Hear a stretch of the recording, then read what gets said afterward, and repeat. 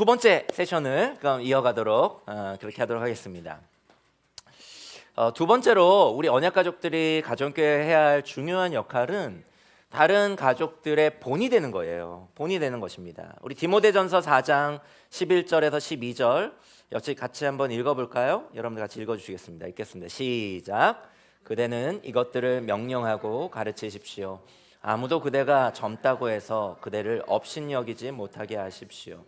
도리어 그대는 말과 행실과 사랑과 믿음과 순결에 있어서 믿는 이들의 본이 되십시오. 언젠가 저희 그 부부가 가정교회를 두 개를 세우며 섬길 때가 있었습니다. 한 가정교회는 금요일 저녁에 모였고 또 다른 가정교회는 토요일 오후에 모였어요. 저희가 이렇게 두 개의 가정교회를 섬길 수 있었던 것들 제가 생각해 보니까 그때 역시 든든한 미드필더들이 있었기 때문이에요. 그래서 두 가정교회 모두 다 든든한 언약 가족이 있었기 때문에 그때 저희가 이제 교회가 분립될 때 두 개의 가정교회로 좀 나뉘어서 분립을 준비하고 두 개의 가정교회를 했던 적이 있었거든요. 그때 저희 가정교회 든든한 미드필더였던 든든한 언약 가족이 가정교회를 두 개 할 수 있도록 도왔던 언약 가족이 여기 계시죠. 우리 문식과 정은이었습니다. 그 당시에. 그만큼 언약 가족들의 역할이 그만큼 중요한 거예요. 근데 그때 두 개 금요일 날에도 가정교회를 하고 또 연이어서 토요일 날도 가정교회 하고 근데 두 가정교회 모두 다 아이들도 많았고 그리고 그때 당시에는 저희 세 아이들도 다들 너무 어렵기 때문에 사실 정신이 없었습니다. 가정교회를 이제 마치고 이제 토요일 날 두 개 가정교회 금요일 날 마치고 토요일 날 가정교회를 마치고 이제 잠자리에 들어가지고 누워가지고 불을 끄고 이제 누웠는데 그때는 저희 집도 좁아가지고 아이들이 뭐 이렇게 방에서 따로따로 잘 수 있지도 않았고 그 마루에서 우리 가족들이 다 같이 그냥 잤었거든요. 근데 그때 불을 끄고 누웠는데 그때 당시에 우리 하민이가 지금 고등학교 1학년 하민이 그 당시에 초등학교 1학년이었어요. 그때 하민이가 저에게 이렇게 물었습니다. 아빠, 우리는 왜 가정교회를 두 개나 해야 돼요? 그래서 이게 초등학교 1학년에게 설명하기 너무나 어려운 질문이어가지고 제가 일단 대답을 못하다가 근데 왜? 하민아 왜? 라고 반문했더니 그때 진짜 하민이가 눈물을 흘리면서 이렇게 말했어요. 동생들이 내 장난감을 망가뜨리는 것도 싫고 내가 어질지도 않았는데 내가 방을 치워야 하잖아요. 그때 알았죠. 그때 두 개의 가정교회를 섬기기 위해 희생하는 사람들은 우리 부부만은 아니구나. 우리 아이들도 같이 희생하고 있었구나. 근데 저는 저희 아이들이 언젠가 하나님을 만나게 되고 언젠가 하나님의 나라에 대해서 눈뜨게 되고 언젠가 교회가 무엇인지를 알게 되면 저는 자연스럽게 우리 아이들이 교회를 위해서 헌신할 수 있을 거라 기대합니다. 왜냐하면 헌신이야말로요 모범을 따라 자연스럽게 배우는 거기도 하거든요. 여러분이 교회를 위해서 하는 나름의 희생과 헌신 한번 돌아보세요. 내가 교회를 위해서 뭘 하지? 그럴 때 분명히 앞서 그것을 모범을 보인 분들이 계실 거예요. 교회는 이렇게 교회는 이렇게 섬기는 거구나. 사람들을 사랑하고 섬기는 건 이렇게 하는 거구나. 그런 분들이 분명히 있을 거예요. 예수님께서 12명의 제자들 중에 특별히 3명에게 집중하셨는데 베드로와 야고보와 요한이 그 세 사람입니다. 베드로는 이후에 초대교회 수장이 되죠. 그래서 수장으로서의 그 역할을 감당했고 요한은 남들보다는 생을 꽤 오래 살면서 요한계시록까지 쓰게 되면서 하나님의 계시를 완성하는 역할을 하죠. 근데 야고보는요? 야고보는 사실 초대교회가 세워지고 기독교 역사 가운데 별로 뭔가를 남기고 있진 않아요. 자취가 별로 없습니다. 뭐 어떤 분 야고보서 쓰지 않았나 이렇게 물으시는 분 계신데 야고보서는 사도 야고보가 쓴 게 아니라 예수님의 동생 야고보가 쓴 거거든요.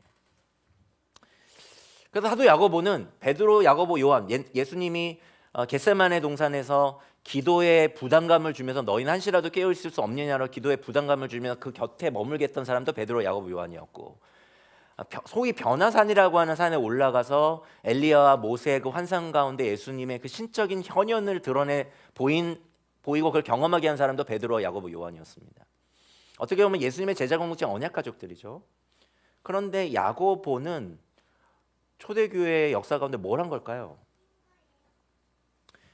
야고보가 많은 기독교 역사 속에서 자취를 남기고 있지 않은 것은 야고보가 사도 가운데 가장 먼저 순교한 사람이었기 때문에 그렇습니다. 그럼 예수님께서 헛수고하신 걸까요? 아니요, 그렇지 않아요. 야고보는 어떤 모범을 보인 거죠? 교회가 희생과 헌신을 통해 세워지는 모범을 보인 거죠. 초대교회가 목숨을 걸더라도 가야 할 길을 낸 사람이 있다면 그게 야고보입니다. 그러니까 야고보 사도의 순교로 인해 교회가 흔들린 게 아니라 오히려 죽음의 위협 속에서도 교회가 흔들리지 않게 믿음을 신실하게 지킬 수 있는 모범, 헌신과 희생의 모범을 누가 보인 거예요? 야고보가 보인 거죠. 그 야고보의 뒤를 따라 역사 속에 수많은 순교자들의 대열이 이어졌습니다. 베드로를 통해 사람들은 교회는 이렇게 세워가는 거구나.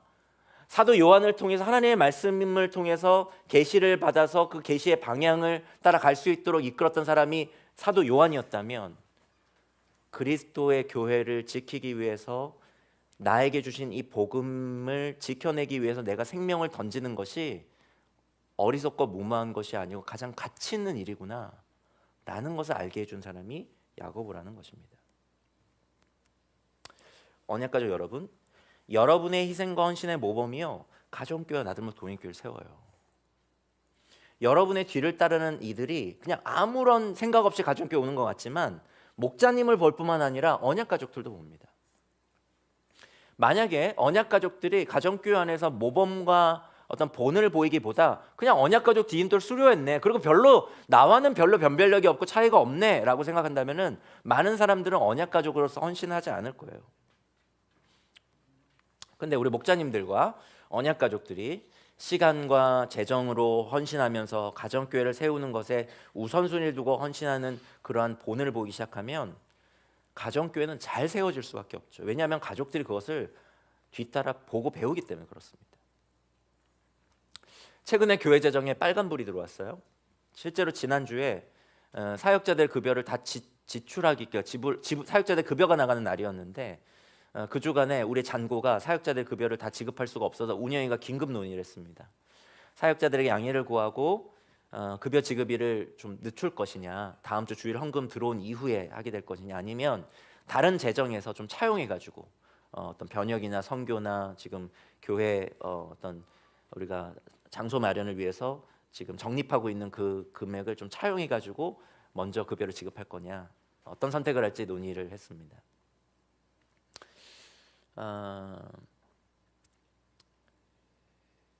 지금 실제로 우리 공동체의 지금 청지기금금 충실률들을 우리가 면밀하게 볼 때 아주 그냥 후하게 1년에 10만 원 정도의 헌금한 사람들 같은 경우는 불규칙하게 헌금을 한다 할지라도 1년에 한 10만 원 정도 헌금한 사람도 청지기 헌금한 것으로 치자. 그러니까 애매한 부분이 있거든요. 비정기적으로 헌금하시는 분들도 있고, 헌금 금액을 어느 정도 해야 청지기 헌금을 했다고 볼 것이냐, 이런 좀 애매한 부분이 있어 저희 나름의 기준을 정했는데, 아주 후하게 1년에 한 10만 원 정도 헌금한 분도 우리 청지기 헌금했다고 보자라는 분들까지 다 포함해가지고 하늘가족 디딤돌 때 이 공동체를 위해서 제가 재정적으로 헌신하겠습니다라고 우리 모두는 사인을 하잖아요. 그분들 가운데 지금 열에 한 7명 정도, 한 68% 정도만 청지기연금을 하고 있고, 나머지는 청지기연금을 하고 있지 않는 것이 우리의 현실이죠. 제가 이런 얘기를 지금 언약가족들에게는 편하게 합니다. 우리 공동체 다른 우리 하늘가족들보다는 헌금 얘기하고 돈 얘기하면 또 시험 드는 분들이 계시는데, 근데 언약가족 여러분들에게는 좀 편하게 할 수 있어요. 왜 그래요? 이 일에 여러분들도 관심을 갖고 책임감을 느끼셔야 돼요. 여러분들이 우리 교회 리더들이기 때문에 그렇습니다. 여러분들이 우리 교회 재정 문제, 그리고 우리 가족들이 재정적으로 하나님 앞에서 믿음으로 살아내지 못하고 교회를 세워가는데 재정적으로 함께 헌신하는 것이 점점 떨어지고 있다라고 한다면 여기에 여러분들이 책임감을 느끼셔야 돼요. 이것을 저와 여러분들이 심각하게 느껴야 되는 것은 우리가 이 교회의 리더들이기 때문에 책임감을 느끼는 것도 있지만 그것만은 아닙니다. 이건 어떤 문제예요? 이것은 누가 이 세상의 참신이고, 누가 우리의 주이며, 누가 우리의 인생의 주인이며 우리의 인생을 이끌어가는 누가 참신이며 누가 왕인지에 대한 문제이기 때문에 그렇습니다. 이 세상에서 하나님과 대결하고 왕노릇하고 있는 만몬이라고 하는 신이 만만한 신이 아니에요. 만만한 신이 아닙니다. 얼마 전에 캄보디아 문제, 어떻게 이런 악한 일들이 이렇게 악순환되고 관계 네트워킹을 통해서 이 악한 일들이 이렇게 일어나고 있을까? 거기에 만몬 신이 뒤에 배후에 있습니다. 이 신에게 우리가 무릎을 꿇지 않고 오직 하나님께서만이 우리의 인생을 책임지시다고 하는 이 믿음을 우리가 갖는가 갖지 못하는가, 이 문제이기 때문에 이 일을 위해서 정말 우리 언약가족들이 기도하셔야 돼요. 자본주의 사회 속에서 믿음으로 사는 구체적인 삶의 본을 여러분들이 보여셔야 됩니다. 여러분들이 재정을 어떻게 사용하는지, 하나님 나라 복음을 전하기 위해서 어떤 희생을 감내하는지, 예배를 어떤 마음과 자세로 드리는지, 가정교회를 세우기 위해서 구체적으로 야고보와 같이 목숨은 아니더라도 어떤 희생과 헌신을 드리는지 가족들은 여러분들을 지켜보면서 자연히 그것을 뒤따르게 될 거예요. 헌신의 모범은 목자들만의 몫이 아닙니다. 이 역시 동역의 영역이고, 목자들과 함께 헌신의 모범을 보여야 하는 사람들이 바로 우리 언약가족들이라고 하는 겁니다. 그리고 마지막으로 여러분이 언약가족으로서 또 하셔야 하는 역할은 하나님 나라의 복음을 전수하고 제자를 삼는 것입니다. 성경에는 대표적인 두 개의 유언이 기록되어 있어요. 특별히 기독교 역사에서 정말 중요한 인물, 두 인물의 유언이 기록되어 있습니다. 한 인물은 누구예요? 예수님이죠. 예수님께서 제자들에게 남긴, 이 세상을 떠나기 전에 남긴 유언이 기록되어 있고, 또 하나는 사도 바울이 죽기 전에 자기의 영적인 아들 디모데에게 남긴 유언이 있습니다. 먼저 예수님께서 제자들에게 남긴 유언을 한번 볼까요? 우리 마태복음 28장 19절에 20절 잘 아는 말씀입니다. 같이 한번 읽어보죠. 읽겠습니다. 시작. 그러므로 너희는 가서 모든 민족을 제자로 삼아서 아버지와 아들과 성령의 이름으로 세례를 주고 내가 너희에게 명령한 모든 것을 그들에게 가르쳐 지키게 하여라. 보아라, 내가 세상 끝날까지 항상 너희와 함께 있을 것이다. 이번에는 사도 바울이 가장 마지막에 쓴 이제 사형 선고를 받고 순교 직전에 남긴 아들 디모데에게 남긴 마지막 서신서 디모데후서에 담겨진 사도 바울이 제자 디모데에게 남긴 유언 한번 읽어보죠.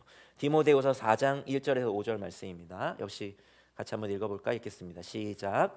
나는 하나님 앞과 산 사람과 죽은 사람을 심판하실 그리스도 예수 앞에서 그분의 나타나심과 그분의 나라를 두고 엄숙히 명령합니다. 그대는 말씀을 선포하십시오. 기회가 좋든지 나쁘든지 꾸준하게 힘쓰십시오. 끝까지 참고 가르치면서 책망하고 경계하고 권면하십시오. 때가 이르면 사람들이 건전한 교훈을 받으려 하지 않고 귀를 즐겁게 하는 말을 들으려고 자기네 욕심에 맞추어 스승을 모아들일 것입니다. 그들은 진리를 듣지 않고 꾸민 이야기에 귀를 기울일 것입니다. 그러나 그대는 모든 일에 정신을 차려서 고난을 참으며 전도자의 일을 하며 그대의 직무를 완수하십시오. 이처럼 복음을 전하고 누군가를 제자 삼아서 그의 성장을 돕는 것, 이건 모든 그리스도인에게 부여된 사명이에요. 예수님께 남기신 유언이고 사도 바울이 제자야 디모데에게 그리고 남겨진 교회들에게 남긴 유언입니다. 그렇기 때문에 모든 이들에게 이 유언은 정말 무겁게 받아들여야 될 모든 그리스도인들의 사명이지만 저와 여러분들은요, 우리 목자님들과 언약가족들은 더더욱 이 사명에 붙들린 사람들이어야 됩니다. 근데 이건요, 우리의 책임임과 동시에 우리의 사명임과 동시에 우리의 특권이에요. 제가 이 맥락에서 아까 언약가족들을 목양의 자리에, 누군가를 돌보는 자리에, 누군가에게 복음으로 누군가를 성장시키는 자리에 초대하세요. 미안해할 필요 없어요. 그게 그들에게 엄청난 선물이고 복이에요 라고 얘기하는 게 농담이 아닌 이유가 여기에 있습니다. 우리가 누군가에게 복음을 전하고 그의 성장을 돕기 위해 애쓰다 보면은 그것을 통해 우리가 하나님을 더 깊이 만나게 되고요, 세상을 보고 사람을 보고 이 세상을 보는 영적인 조망권이 달라집니다. 조망권이 달라져요. 요즘 아파트도요, 요즘에는 높은 꼭대기가 아파트 집값이 비싸죠. 하나님 나라를 보고 이 세상을 보는 영적인 조망권이 우리가 누군가를 섬기고 교회를 세워가는 리더의 자리에서는 조망권이 달라져요. 하나님의 역사와 움직임을 더 민감하게 볼 수 있습니다. 언약가족으로서 복음을 전하고 누군가의 목양의 자리에 서는 거, 이 조망권을 위해서 돈 내고 해야 되는 거예요. 그 여러분이 미안해하실 필요가 없는 거예요. 정말 하기 싫어? 말아. 언약가족 내려놔도 돼. 너를 위해서 하는 거야. 정말입니다. 제가 자꾸 약 파는 것처럼 여러분 눈에서 정말 신뢰가 전혀 안 느껴지는데 사도 바울도 그걸 알았어요. 사도 바울이 디모데전서 4장 6절에 뭐라고 썼는지 공동 번역으로 제가 한번 읽어볼게요. 이러한 내 교훈을 교우들에게 깨우쳐 주십시오. 이 말은 지금 제가 하는 설교의 언어로 바뀌면 복음을 전하고 사람을 성장시키는 일을 언약 가족들에게 맡기십시오.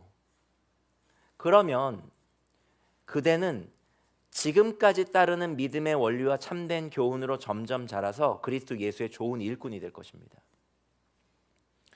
이 말은 뭐냐면 보세요. 그러니까 먼저 얘기하는 바울이 내가 너에게 가르쳐 준 거 있지? 그거를 가지고 사람들에게 전해줘. 가르쳐. 복음을 전해. 제자 삼아.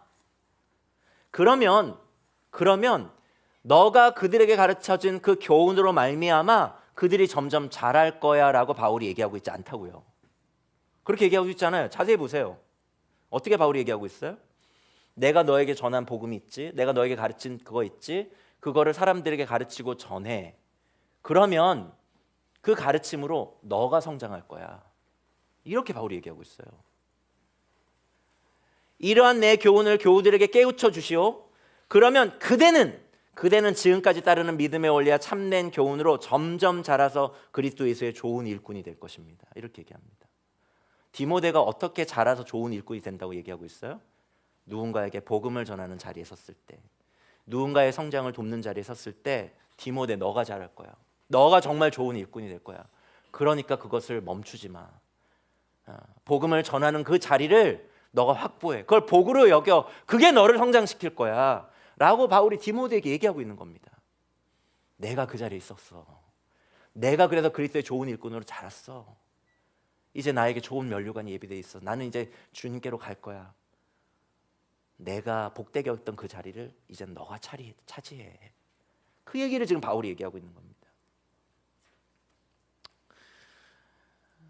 여러분, 우리의 성장과 성숙은요, 누군가의 성장을 도울 때, 누군가에게 복음을 전할 때, 누군가에게 하나님을 소개할 때, 누군가와 하나님을 연결시킬 때 우리의 성장이 더 가속화된다는 겁니다. 이게 이제 놀라운 영적인 진리라는 거예요. 여기에 우리의 특권이 있다라고 하는 것입니다. 인간은 누군가의 희생적 사랑을 통해서만 건강하게 성장할 수 있죠. 인간만큼 의존적 존재도 없어요. 인간은요, 부모의 희생적 사랑 없이는 생존조차 불가능한 존재입니다. 여러분, 아기를 낳아본 우리 엄마들 다 아실 거예요. 아기 태어나자마자 그 아이 난 낳았으니까 다 됐어. 이제 얘 이제 됐네. 이제 난 다 할 일 다 했어. 이제 너 잘 살아가. 이러면 얘 어떻게 됩니까? 죽어요. 동물들은 그렇지 않아요. 동물들은. 근데 인간은 정말 하나님께서 의존적 존재로 지으셨습니다. 엄마 없이, 아빠 없이는 살아갈 수가 없어요.